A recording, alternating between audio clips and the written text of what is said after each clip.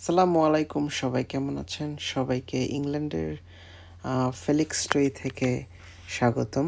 ফেলিক্সটুই এই সি বিচটা অত্যন্ত সুন্দর একটা সি বিচ, যেটা কিনা ইস্ট সাফোক ডিস্ট্রিক্টে অবস্থিত।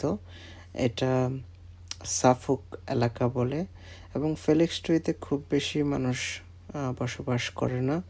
এখানে মাত্র 25,000 থেকে 30,000 মানুষের বসবাস, এবং এই ফেলিক্সটুইতেই ইংল্যান্ডের সবচেয়ে বড়, ইংল্যান্ডের না শুধু ইউনাইটেড কিংডমের সবচেয়ে বড় কন্টেইনার পোর্ট রয়েছে, যেখানে সি বিচের পোর্ট বাংলাদেশের মংলা সমুদ্র বন্দরের মতো।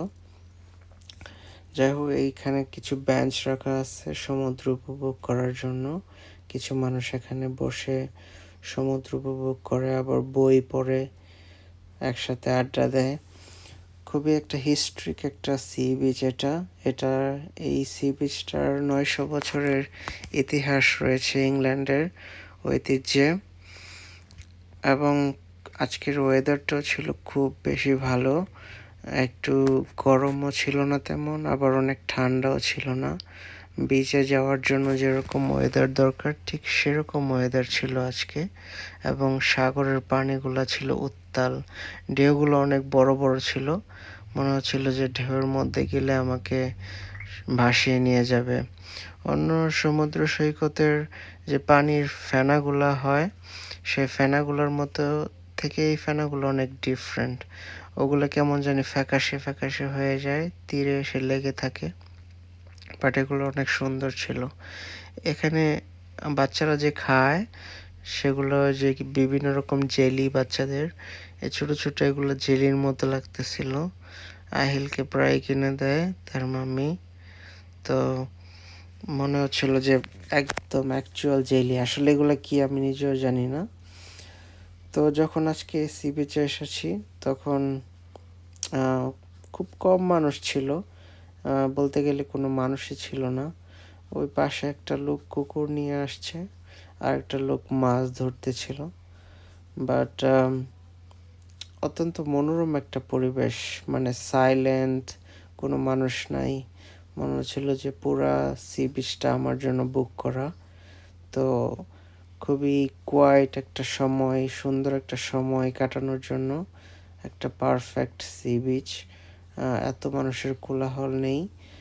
প্রিয়জনদের নিয়ে এখানে গেলে পরে অত্যন্ত সুন্দর একটা দিন কাটানো যাবে।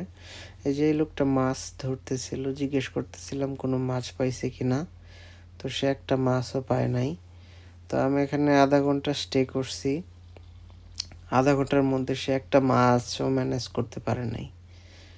তো আমার মনে হচ্ছিল সে অনেক অ্যামেচার, মানে নতুন নতুন মাছ ধরে, অথবা এখানেই মাছ নাই, মানে সে শুধু শুধু এই জায়গাটাতে মাছ খুঁজতেছে। এই যে দেখেন পানির ঢেউগুলা যে তীরে আছড়ে পড়তেছে, দেখতেই কত ভালো লাগতেছে। মনে হচ্ছে যে একটা ডুব দিয়ে আসি। তারপর আমার পা ভিজে গেছিল আজকে,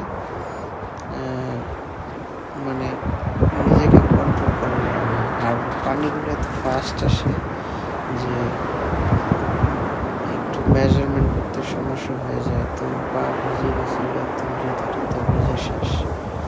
তারপর অনেক ভালো লেগেছে।